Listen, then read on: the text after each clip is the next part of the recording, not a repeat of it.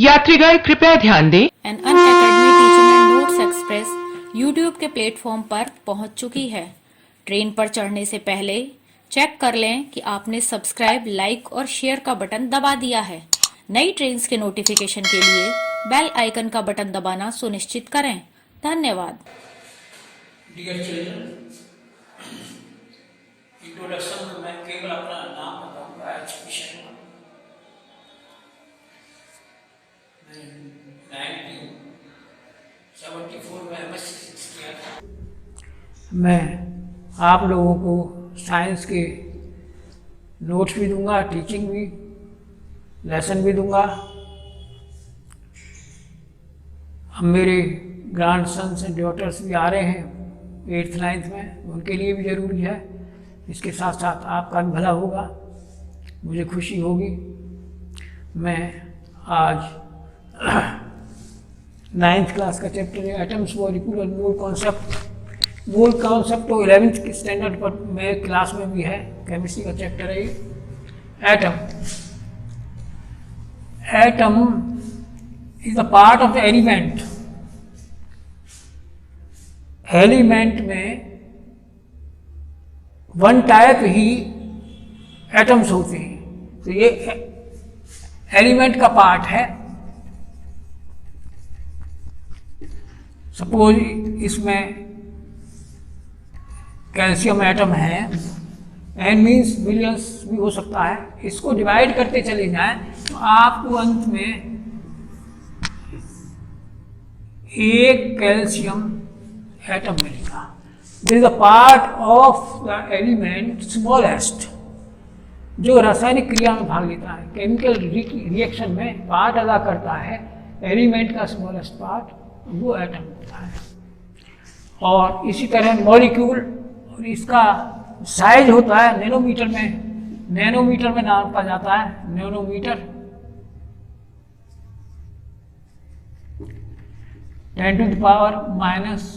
10⁻⁹ metres, इस range में होता है इसका साइज। अब आता है मॉलिक्यूल, एटॉमिक मास।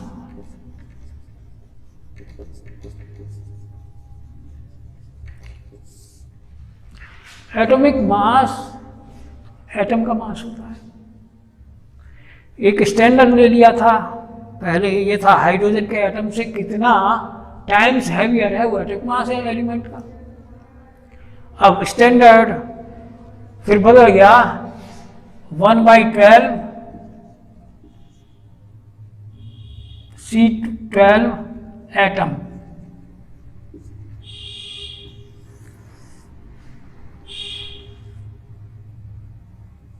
किसी एलिमेंट का एटॉमिक मास वो है कि उसका atom 1/12 part of carbon atom से कितना गुना हैवियर है। और ये जो है दूसरा है डेफिनेशन, ये स्टैंडर्ड ले लिया है। जैसे किलो का स्टैंडर्ड है एक scientific research wait and technology की, उसमें एक इरिडियम का टुकड़ा रख दिया, उसे 1 किलो मान लिया, उससे 5 गुना कर लिया 5 किलो होगा, उससे 10 गुना कर लिया 10 किलो होगा। इसी तरह कार्बन 12 एटम का 12वां पार्ट ये स्टैंडर्ड है। इससे एटम कितना गुना heavier, that is atomic mass. और दूसरा है atomic mass is equal to number of protons and neutrons. उसमें नंबर ऑफ प्रोटॉन्स न्यूट्रॉन्स की ये सेकंड डेफिनेशन है। और ये AMU में AMU एटॉमिक मास यूनिट में वो किया जाता है। एटॉमिक मास यूनिट हाइड्रोजन की एटॉमिक मास यूनिट 1 है। 1/12 कार्बन 12 एटम की भी एटॉमिक मास यूनिट 1 है। 1 AMU is equal to mass of 1 AMU is equal to mass of 1/12 carbon atom. अब मॉलिक्यूल को डिफाइन करते हैं। सब्सटेंस है, कोई कंपाउंड है, इसको कट करते डिवाइड करते चले जाए तो हमको स्मॉलेस्ट इसका एक पार्टिकल मिलेगा पार्टिकल क्या होगा, इसके स्मॉलेस्ट पार्टिकल की प्रॉपर्टीज सब्सटेंस से रिजेंबल करेंगी, एक ऐसी होंगी जिसकी सब्सटेंस की प्रॉपर्टीज है वो ही इस पार्टिकल की प्रॉपर्टीज होंगी। It is called molecule, it is substance.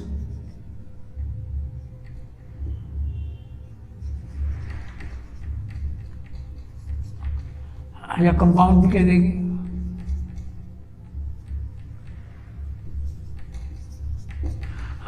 तो molecule is smallest part of substance which has the same property as that of the substance. Molecular mass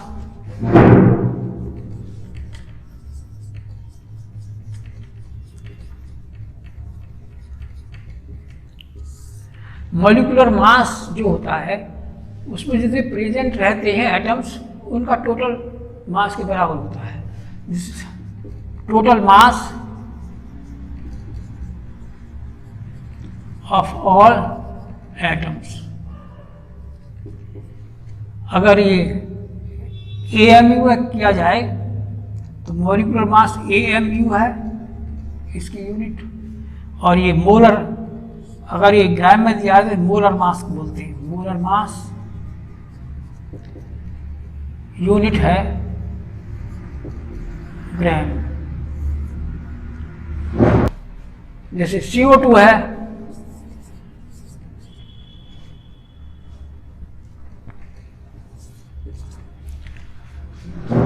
CO2 का मॉलिक्यूलर मास कैलकुलेट करना है। इसमें 1 carbon atom है और 2 oxygen atom है। 1 carbon is 1 into 12, 2 oxygen atom means 2 into oxygen का है 16, ये हो गया 32। मोलर मास हो गया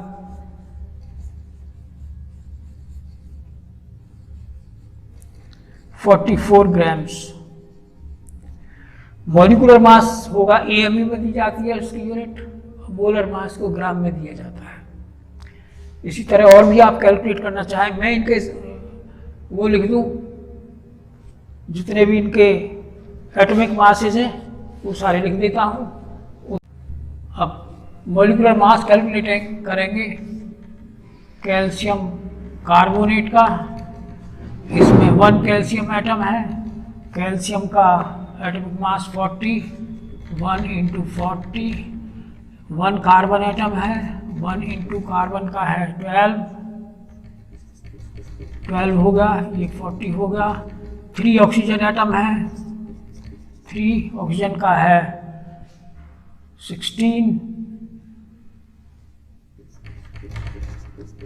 48 हो गया। मोलर मास जो होगा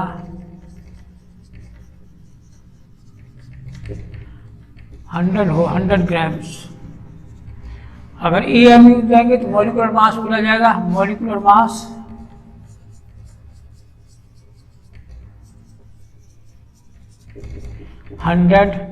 AMU एटम मास यूनिट। तो हम पोटेशियम कार्बोनेट का मॉलिक्यूलर मास कैलकुलेट करेंगे। इसमें 2 पोटेशियम एटम हैं, 2 इंटू पोटेशियम का होता है 39, 78 होगा। 1 कार्बन एटम है, 1 इंटू 12 और 3 ऑक्सीजन एटम है, 3 इंटू 16, 48। टोटल कर दीजिए 138। ये molar mass grams. Molecular mass लिखेंगे तो ये भी देंगे 138 AMU। तीसरा और करते हैं, कार्बन डाइऑक्साइड CO2 का मॉलिक्यूलर मास करेंगे। 1 carbon atom, 1 into 12, 2 oxygen atoms, 2 into 16, 32, total molecular mass will be 44 grams. Molar mass is given in grams and molecular mass is given in AMU. इस तरह है। तो ये मॉलिक्यूलर मास को हिंदी में अणु द्रव्यमान कहते हैं। अणु द्रव्यमान करना है तो इनके जो ये एटॉमिक मास मालूम होने चाहिए। एटॉमिक मास मालूम होने से ये जो मालूम कर सकते हैं। अब मैं आपको मोल कॉन्सेप्ट के बारे में बताऊंगा। मोल एक नंबर है, जैसे kilo is equal to 1000, deca is equal to 10, nanometre, nano बताया 1/10 to power, nano is equal to 10 to power -9। ये नंबर है, इसीलिए सिंपल नंबर है। Mole is equal to 6.022 into 10 to power 23। ये नंबर है। जहाँ भी मोल है फिजिक्स केमिस्ट्री में उसको इससे रिप्लेस कर दीजिए।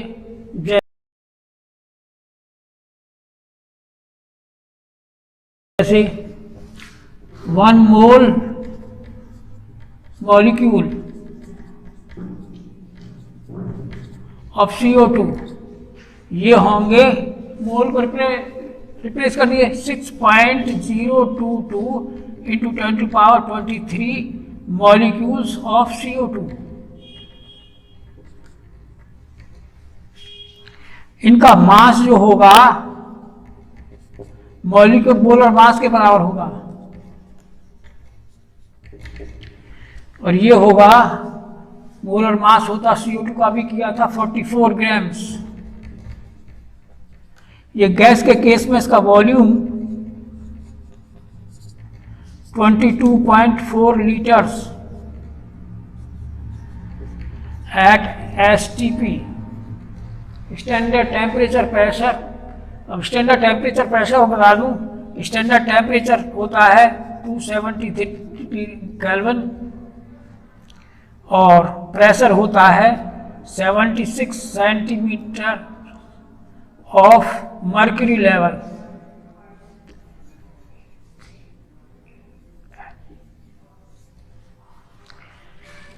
ये अगर आपको कहा जाए 1 मोल एटम, इसका मतलब मोल को रिप्लेस कर दिए नंबर से 6.022 इंटू 10 टू पावर 23 एटम्स, और इनका मास जो होगा एटॉमिक मास इन ग्राम्स इतना होगा। बाकी गैस के केस में तो ये जो आपको मॉलिक्यूल बन जाएंगे, एटम्स नहीं रहेंगे। इट्स ऑल अबाउट, ये जो है नंबर दिया गया था एवोगैड्रो के द्वारा, इसीलिए ऐसे एवोगैड्रो नंबर भी कहते हैं। Avogadro number, Avogadro's number, average number.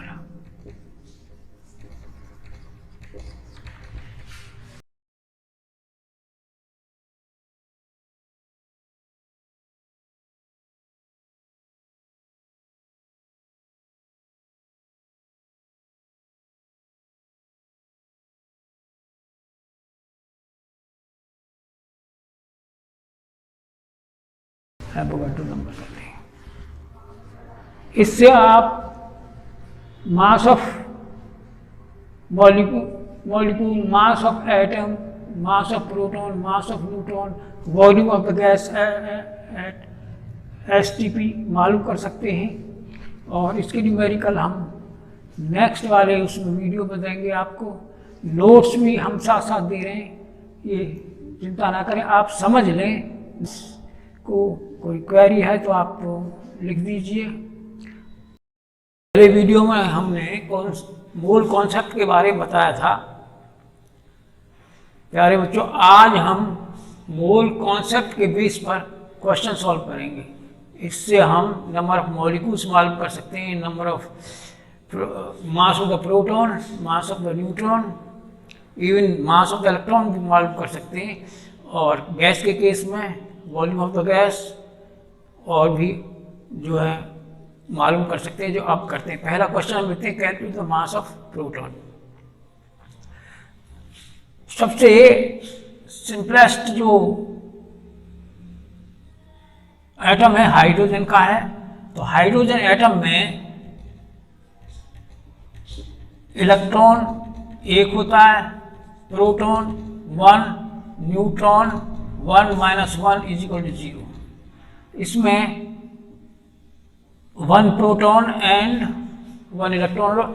Electron is very lightest particle, so mass of hydrogen atom is equal to mass of proton। तो अब हमें उसके लिए हाइड्रोजन एटम यहाँ लिख लीजिए, टेबल बना लीजिए, number of moles, number of atom, mass. तो हमें हाइड्रोजन एटम का मास मालूम करना है और हाइड्रोजन एटम का जो मास है प्रोटॉन के मास के बराबर होगा, इक्वल होगा। तो नंबर 1 मोल एटम में 6.022 × 10⁻23 एटम्स होंगे। और एटॉमिक मास न्यूक्लियस में जो होता है प्रोटॉन, उसके बराबर 1 होगा, ग्राम्स। 1 एटम का इतने एटम्स होंगे, 1 एटम का हमें मास मालूम करना है। मास से एक्स लिख लीजिए। अब ये जो है डायरेक्ट रेशो है, आप क्रॉस मल्टीप्लाई कर दीजिए, x × 6.022 × 10⁻23 = 1 × 1। या x की वैल्यू आएगी 1/6.022 × 10⁻23 और ये होगा नियर इक्वल 23 को 10⁻³ -23 हो जाएगा ऊपर, और 6 ये 1 हो गया। 1/6.022 ये आएगा 1.66 × 10⁻⁻24 ग्राम्स। ये है मास ऑफ प्रोटॉन, ये mass of hydrogen atom. Mass of proton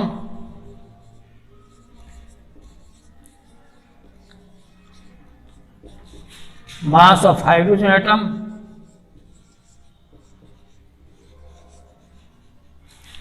is equal to 1.66 × 10⁻⁻24 grams। Sulfur 8, in 1 molecule of sulfur there are 8 atoms। इसकी एटोमिसिटी 8 है। इसको करना है, टेबल बना लीजिए।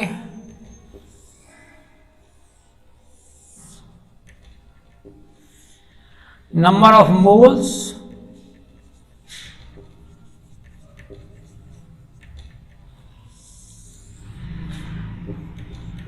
number of molecules,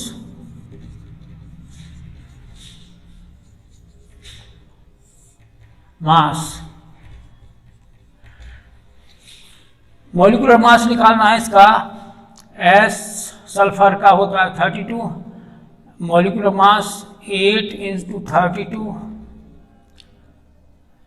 = grams, molar mass.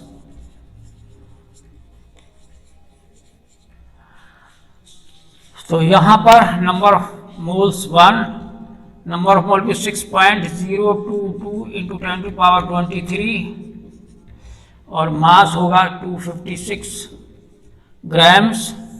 और हमें कितने ग्राम्स में करना है, 16 ग्राम से, यहाँ 16 ग्राम से दीजिए। नंबर ऑफ मॉलिक्यूल्स हमको कैलकुलेट करना है। एक्स लिख दीजिए, क्रॉस मल्टीप्लाई कर दीजिए। x 256x is equal to 16 into 6.022 into 10⁻23 और x will be equal to 16 into 6.022 into 10⁻23 upon 256। 16 से 16 टाइम कट जाएगा, ये 16 से डिवाइड कर दीजिए, ये ग्राम्स, और ये आएगा इंटू 10⁻23 मॉलिक्यूल्स और इस will equal to 3.76 into 10⁻22 molecules आएगा। इतने मॉलिक्यूल्स होंगे 16 ग्राम्स में, 3.76 इंटू 10⁻22 मॉलिक्यूल्स होंगे।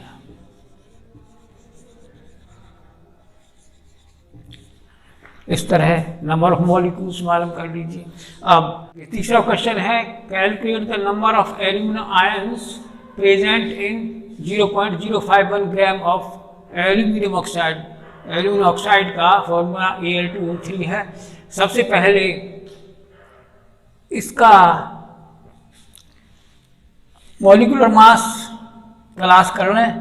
मॉलिक्यूलर मास, मोलर मास कर लें, मोलर मास लिख दीजिए। ग्राम्स में आता तो मोलर मास कहलाता है। 2Al 2 इंटू एलिमेंट का कितना है 27, 54, 3 ऑक्सीजन एटम्स, 3 इंटू 16, 48,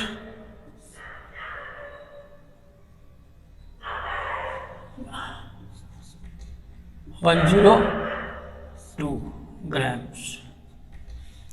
अब टेबल बना लीजिए।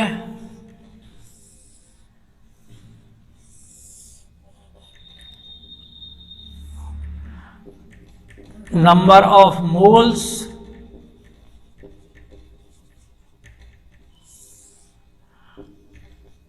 number of molecules,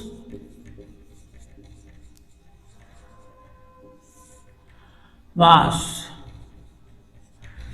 1 mole molecules होंगे, एवोगाड्रो नंबर 6.022 इंटू 10⁻23 और मास जो होगा 102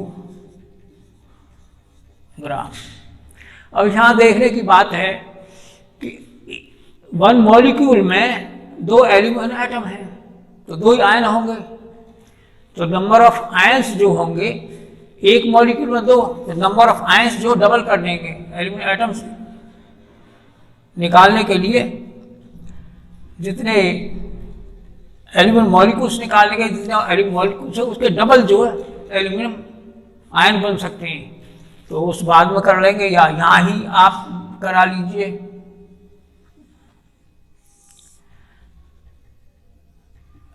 number of ions, aluminium ions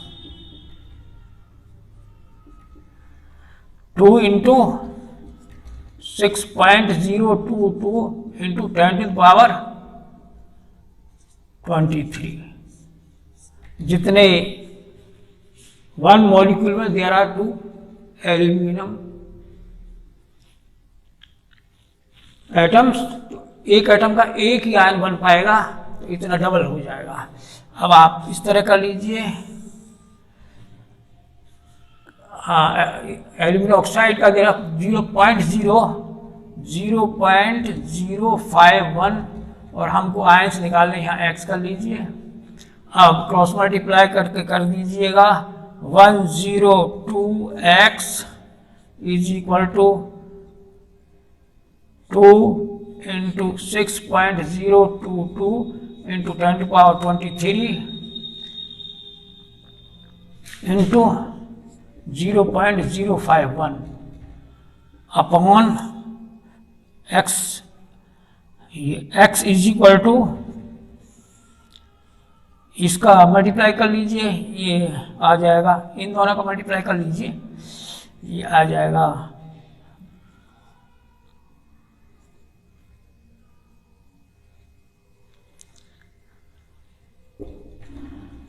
into 6.022 into 10⁻23 upon 102।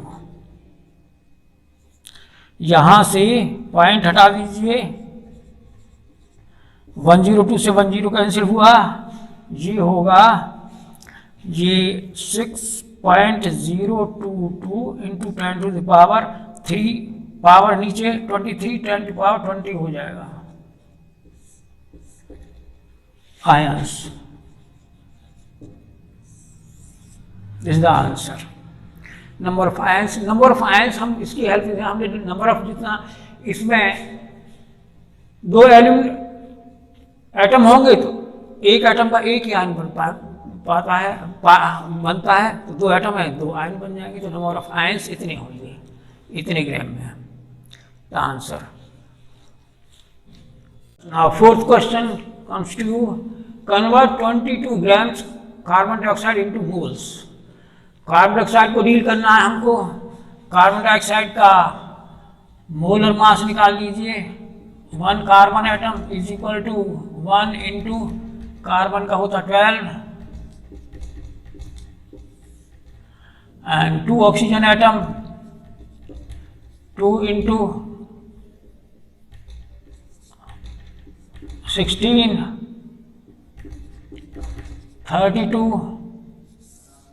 Molar mass हुआ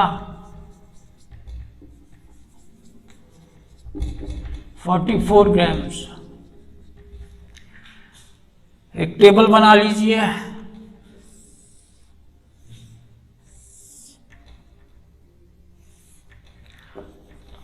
नंबर ऑफ मोल्स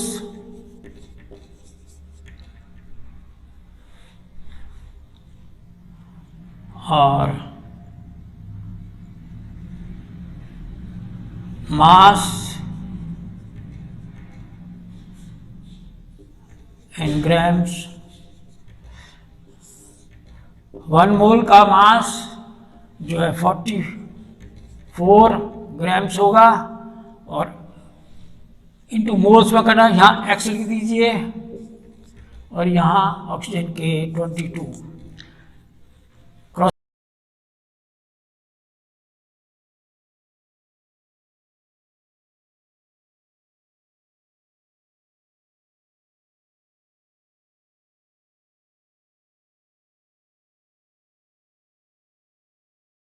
मल्टीप्लाई कर दीजिए।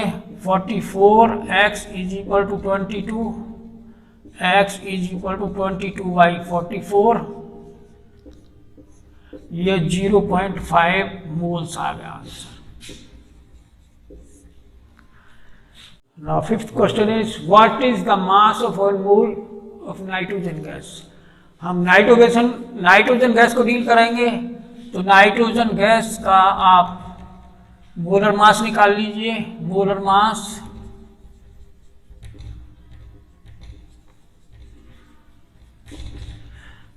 One molecule, there are 2 atoms, 2 into n is equal to 2 into nitrogen का 14 होगा 28 molar ग्राम मास, molar ग्राम से आता है, वो कर लीजिए।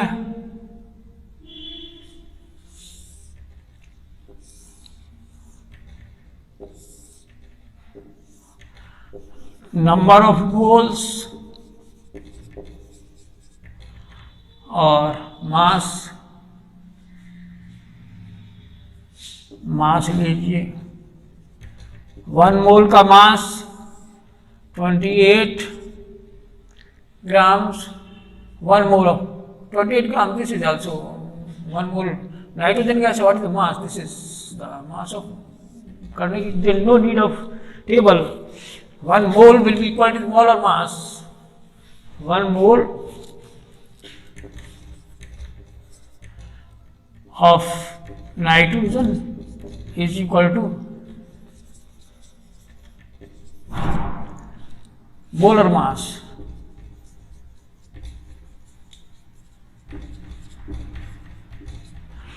Is equal to 28 grams. Answer. इस तरह आप इसके बेस पे टेबल बना के कोई भी क्वेश्चन कर सकते हैं, बहुत इजी है। और मैंने पहले क्वेश्चन में बताया था कि मास of proton is was 1.66 into 10⁻⁻24 grams.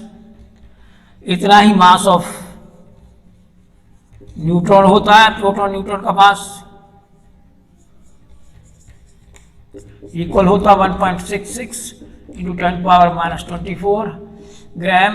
अब इलेक्ट्रॉन का मास मालूम करना चाहते हैं तो मास ऑफ इलेक्ट्रॉन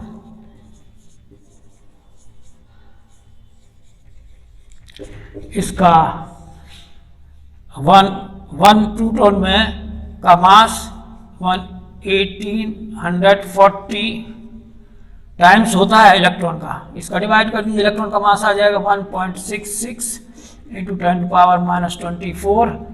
ये आप कैलकुलेट कर लीजिए, ये आएगा 9.025 इंटू 10⁻⁻28 ग्राम्स।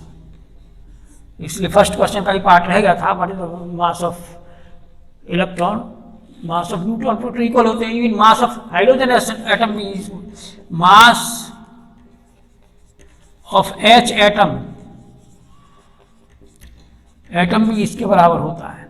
इलेक्ट्रॉन का मास ऑफ इलेक्ट्रॉन जो होता है 1/1840 पार्ट ऑफ प्रोटॉन होता है, तो इसको डिवाइड कर लीजिए, मास ऑफ इलेक्ट्रॉन भी आ जाएगा।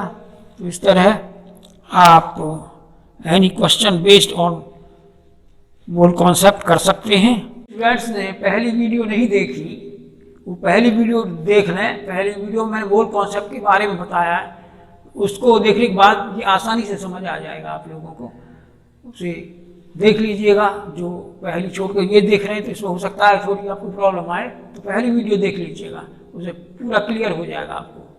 अगले वीडियो में जो इस मॉलिक्यूल एटम और जो बाकी का जो शेष रह गया पार्ट, उसे पूरा कर देंगे। मोल कॉन्सेप्ट पूरा हुआ। और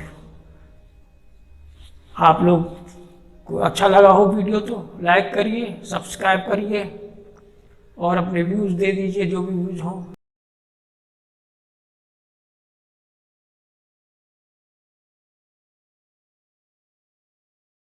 डियर चिल्ड्रन,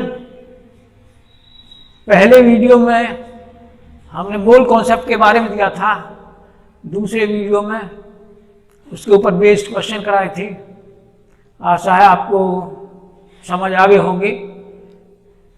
अब आज के वीडियो में मैं Dalton atomic theory of matter पढ़ाऊंगा। इसमें डाल्टन ने अपने पोस्टुलेट्स दिए। पोस्टुलेट्स मीन्स अजम्पशंस, जो उसने देखा मैटर कैसा है उसके बारे में जो फील किया। पहले अजम्पशन दिए। पहला था उसका ऑल द मैटर, जितना भी मैटर है सब स्मॉल पार्टिकल से बने हुए हैं।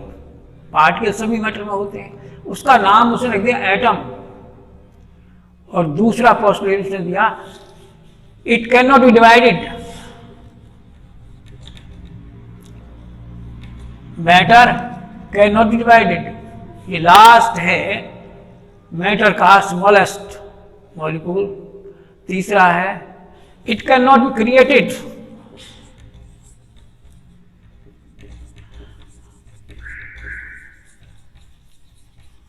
और डिस्ट्रॉयड।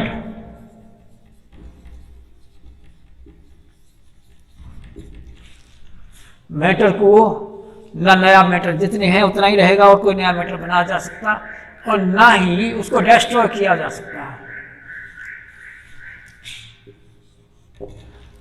चौथा है एटम्स आर, जितने एलिमेंट होंगे उतने ही तरह के काइंड्स ऑफ मैटर रहेंगे। There are many kinds of matters, so many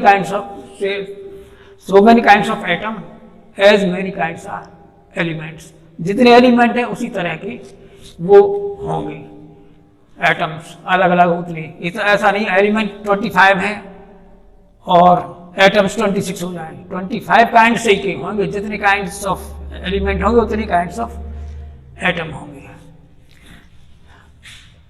पांचवा, एक एलिमेंट के जितने भी एटम्स हैं मास में और साइज में और केमिकल प्रॉपर्टीज में एक जैसे होंगे सभी, और लिख दूं मैं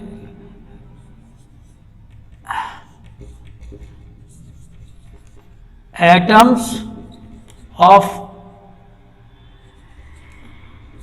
one element will be similar.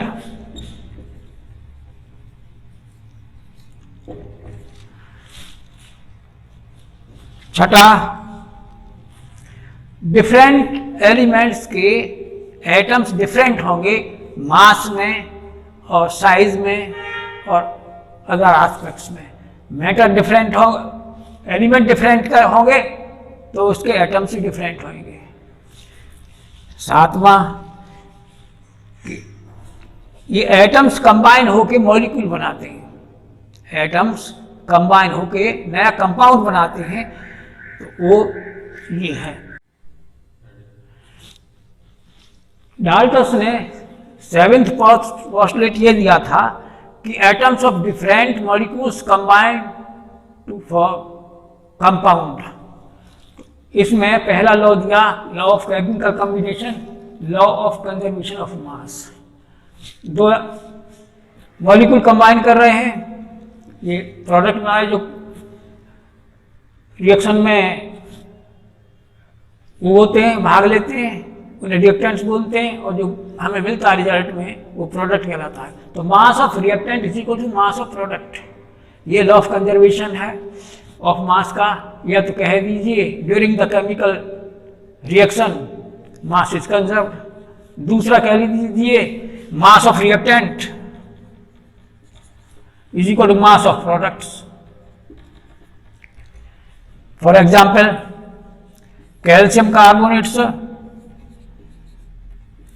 हमको मिलता है CaO प्लस CO2 हीटअप करने के बाद, तो CaCO3 का atom Ca is equal to Ca atom mass होगा 40 और C का 12, ऑक्सीजन का 3 × 16, ये 100 ग्राम्स होगा। 100 ग्राम अगर कैल्शियम कार्बोनेट लेंगे, कैल्शियम ऑक्साइड 40 प्लस 16 और ये कार्बन 12 प्लस 32, ये हुआ 56 plus 44 is equal to 100. So this is conservation of mass. Before the reaction we were having calcium carbonate 100 grams. After reaction we got 100 grams matter, calcium oxide and carbon dioxide. So during the chemical reaction, mass of reactant is equal to mass of product, or the mass is conserved.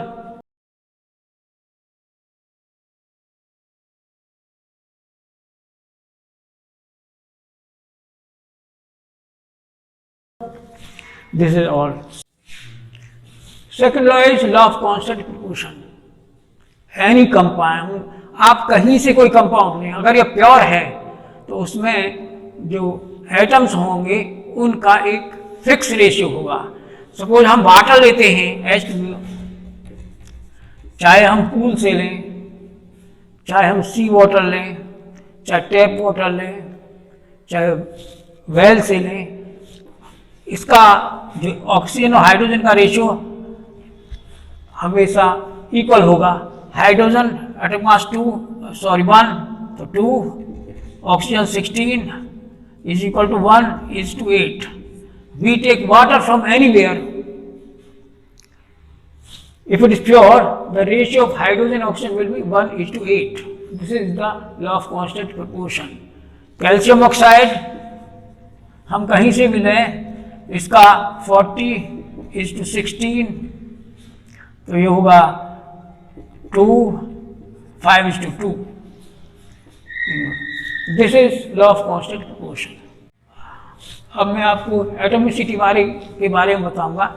Atomicity जैसे chlorine है, ये hydrogen है, ये P4 है, O3 है और S8. एक element, एक एटम में,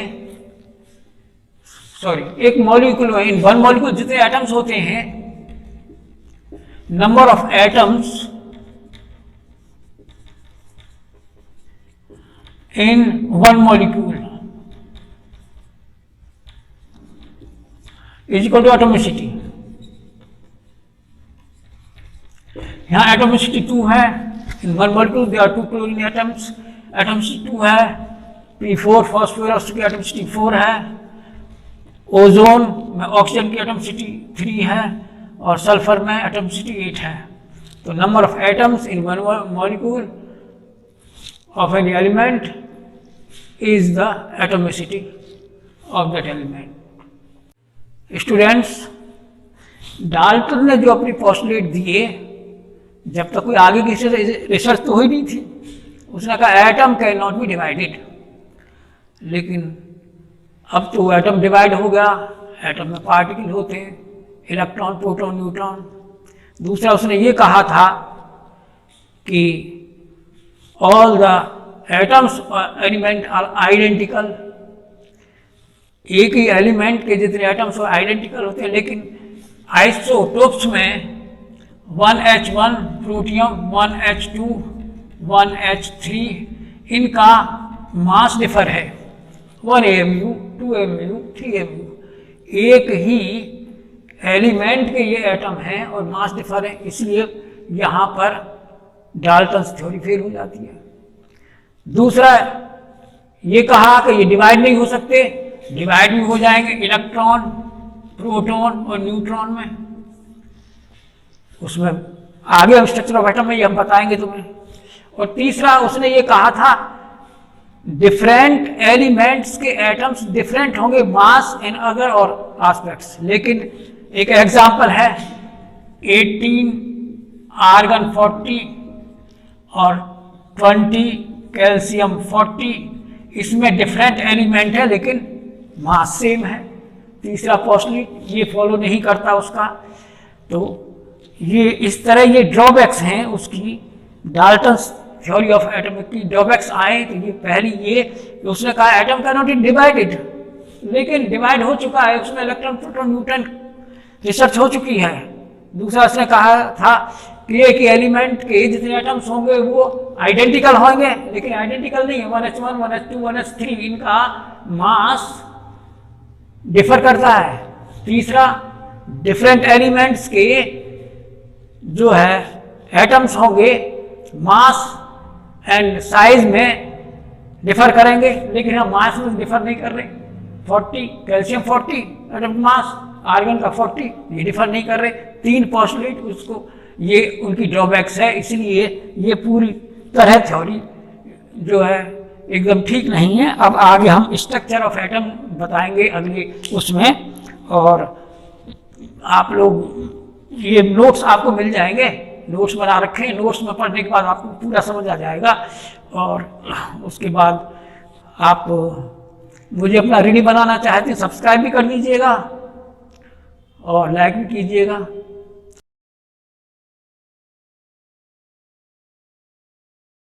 स्टूडेंट्स, पहले वीडियो में हमने डाल्टन्स एटॉमिक थ्योरी बताई थी. उसके according smallest particle of the matter is atom. It can not be divided. लेकिन इन 1859 जे थॉमसन ने एक्सपेरिमेंट से शो कर दिया कि atom can be divided. Atom is not the smallest particle of the matter. Atom can be divided. He took discharge tube and he passed high voltage at low pressure through the gas.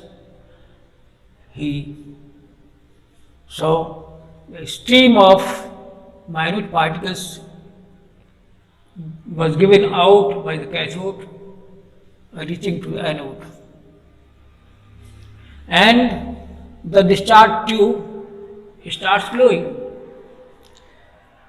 Now ये है कि जब minute particles की stream आ रही है, ये है और ग्लो करना चाहता है, ग्लो करनी शुरू हो जाती है ट्यूब, तो व्हाट इज इट? उसने टेस्ट किया,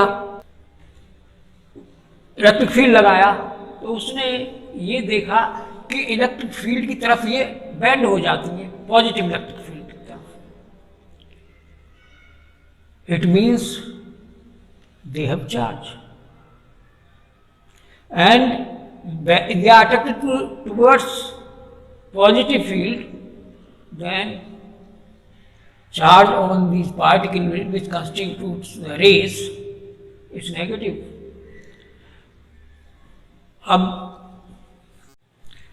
Yes, because these rays are coming out from the cathode, these are called cathode rays.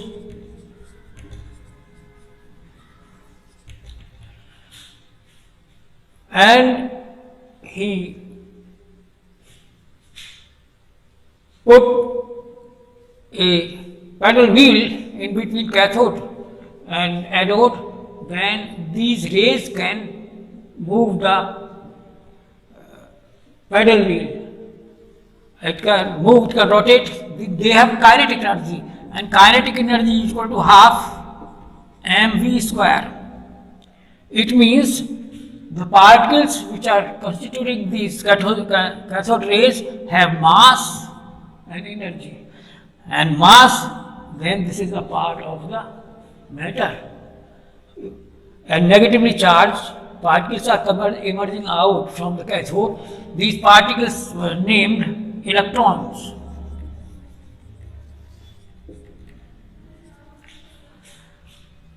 इन पर मास भी है, चार्ज भी है, एटम इलेक्ट्रिकल न्यूट्रल होता है, तो ये पार्टिकल मैटर का हिस्सा है या एटम का हिस्सा है. तो दिस मैटम, ये जो है एटम का हिस्सा है, तो atom can be divided, atom can be divided, और इस तरह और भी इनको कैथोड रेज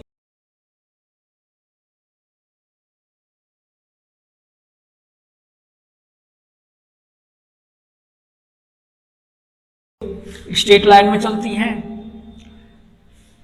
इलेक्ट्रिक फील्ड से इफेक्ट होती हैं, मैग्नेटिक फील्ड से इफेक्ट होती हैं, और इन पर चार्ज नेगेटिव होता है, और इनमें काइनेटिक एनर्जी भी होती है. इनकी प्रॉपर्टी.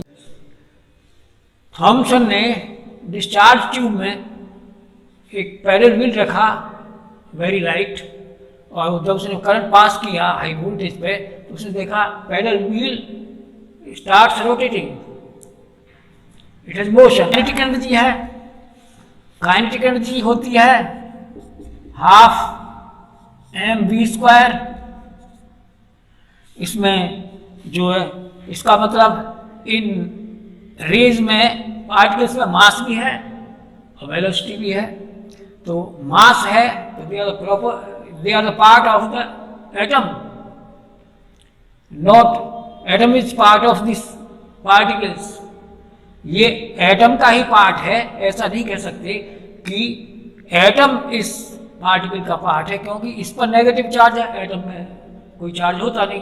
क्योंकि एटम इलेक्ट्रिकली न्यूट्रल है, उसमें से एक नेगेटिव चार्ज पार्टिकल निकाल लिया, तो चार्ज को बैलेंस करने के लिए ही हुआ, उसमें पॉजिटिव चार्ज पार्टिकल जरूर होगा जो इसके इक्वल होगा नेगेटिव चार्ज के. तो अब ये डिस्कवरी शुरू हुई कि हम दूसरा पार्टिकल को और तलाश करें कौन सा है. उसके लिए जर्मन साइंटिस्ट थे गोल्डस्टीन, उन्होंने 1886 में एक परफोरेटेड कैथोड लिया, परफोरेटेड मीन्स जिसमें छेद थी, और use at the middle of the discharge tube के बीच में उसको रख दिया।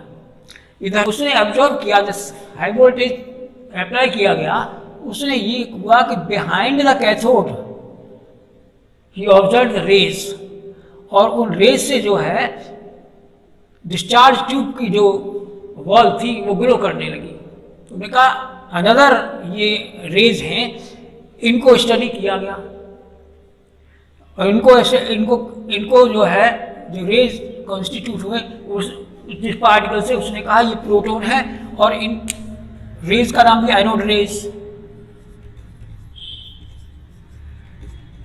एनोड रेज जो है प्रोटॉन से बनी हुई है, उनको स्टडी किया, इन पर चार्ज पॉजिटिव है, ये चार्ज पॉजिटिव है इन पर, और ये जो है इलेक्ट्रिक फील्ड से इफेक्ट होती है, नेगेटिव की तरफ मुड़ जाती है वो, और मैग्नेटिक फील्ड से भी इफेक्ट होती है।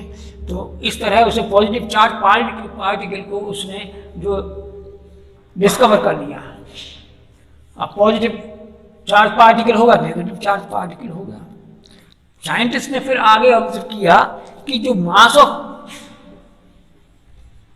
एटम होता है is greater then mass of electron and mass of electron plus mass of proton, इससे ज्यादा होता है।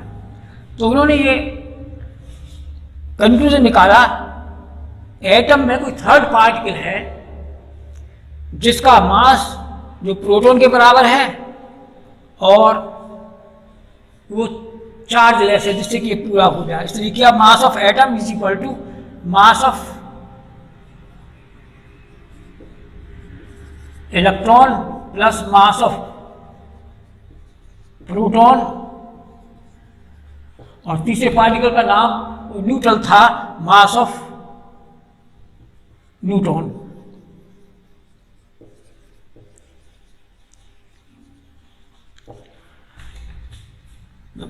एटॉमिक मास जो है प्रोटॉन प्लस न्यूट्रॉन हो गया, क्योंकि इलेक्ट्रॉन का मास जो है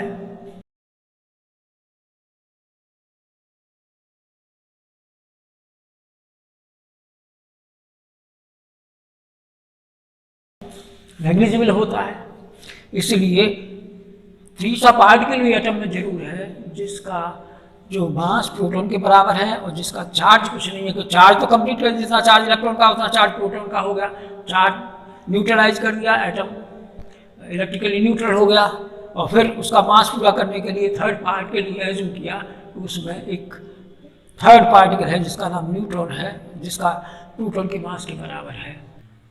जब एटम के अंदर तीन पार्टिकल की रिसर्च हो गई, अब ये इसका स्ट्रक्चर कैसा हो सकता है, तो उसके लिए रदरफोर्ड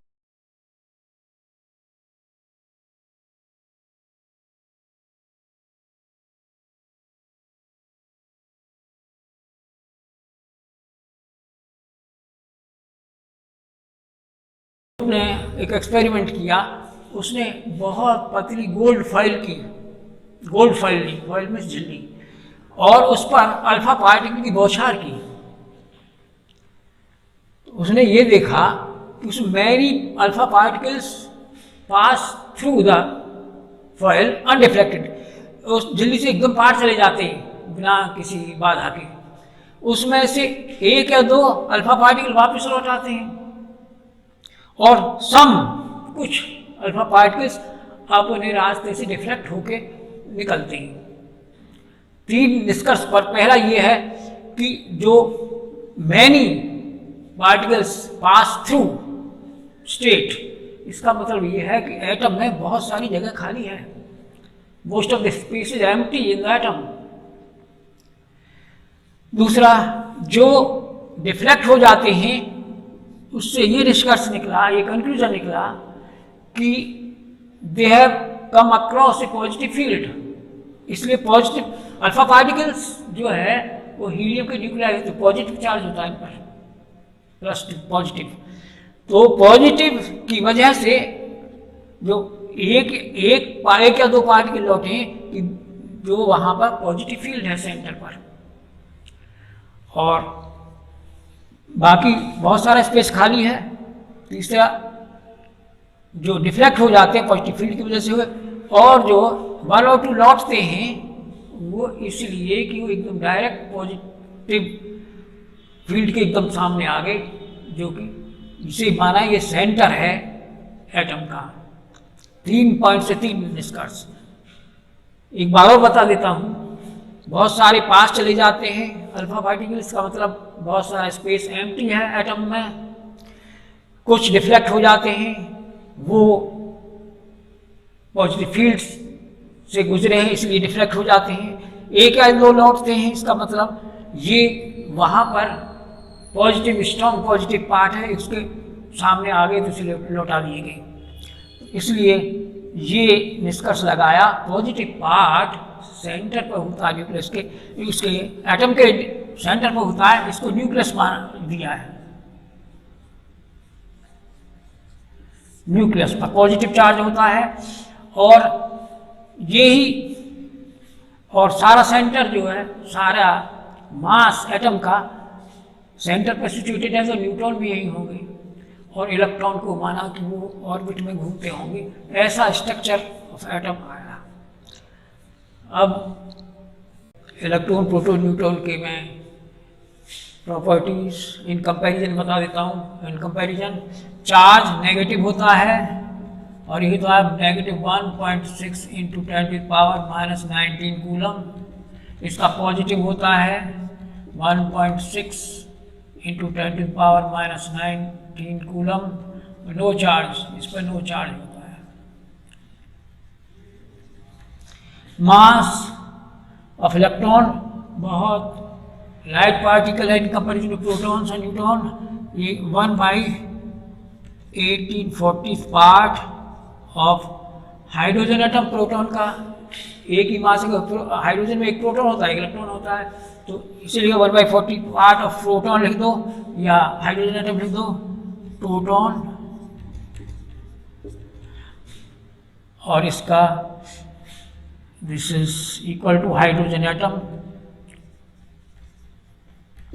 और इसका मास होता है हाइड्रोजन एटम का mass of proton, hydrogen mass of proton.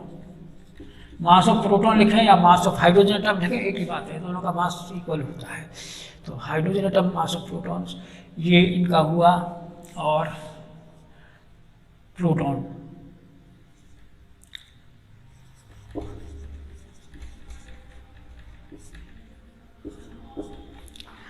Place. Electron sales में रहते हैं, ऑर्बिट हमने ऑर्बिट पढ़ा था, ऑर्बिट में न्यूक्लियस के चारों ऑर्बिट में घूमते रहते हैं। अब ऑर्बिट को शेल आता है, हर जगह शेल में this shell around the nucleus.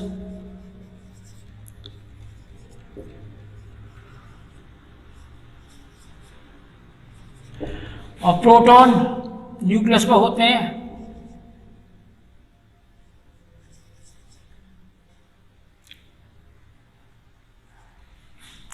ये एट न्यूक्लियस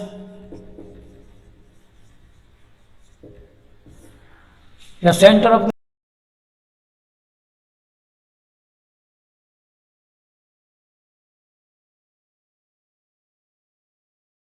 एटम बोल दिए, सेंटर ऑफ एटम बोल दीजिए। चार्ज इनका होता है, इनकी प्रॉपर्टी है। डियर स्टूडेंट्स, ये तो मैंने पहले भी कह दिया आपको, मैं साथ साथ नोट्स भी दे रहा हूँ, इसके भी आपको नोट्स मिलेंगे। आप चाहें तो मेरे चैनल से डाउनलोड कर सकते हैं और आपका ज़्यादा से ज़्यादा भला हो, मैं यही चाहता हूँ। और आप मुझे अपना ऋणी बनाना चाहते हैं तो शेयर कीजिए, लाइक कीजिए, सब्सक्राइब कीजिएगा। और जो समस्या हो आप कमेंट में लिखकर मुझे भेज सकते हैं। Okay, thank you.